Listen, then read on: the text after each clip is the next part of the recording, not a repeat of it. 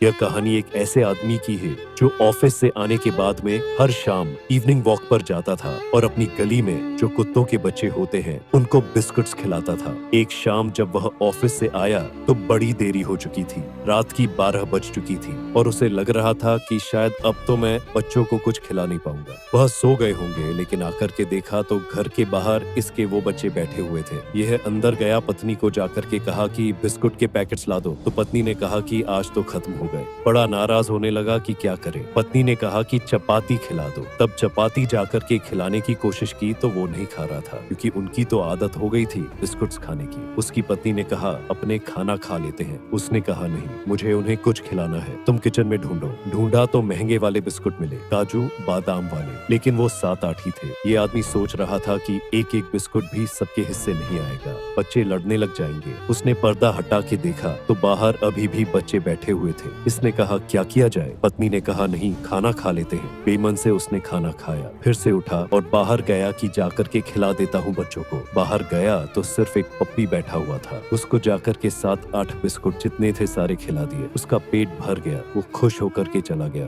और ये आदमी अंदर आते हुए सोच रहा था कि ऐसा ही तो हम इंसानों के साथ होता है। कई बार हम प्रतीक्षा ही नहीं करते। हम सोचते हैं कि नहीं मिल रहा है तो ऊपर वाला हमें कुछ देना ही नहीं चाहता। ऊपर से भरोसा तोड़ लेते हैं, लेकिन हमें भरोसा करना चाहिए, क्योंकि क्या पता परमात्मा हमारे लिए बेहतरीन लिख रहा हो और हम बेहतर ही मांग रहे हो। ऐसी और कहानी सुनने के लिए टॉक्स विद AK को फॉलो करें।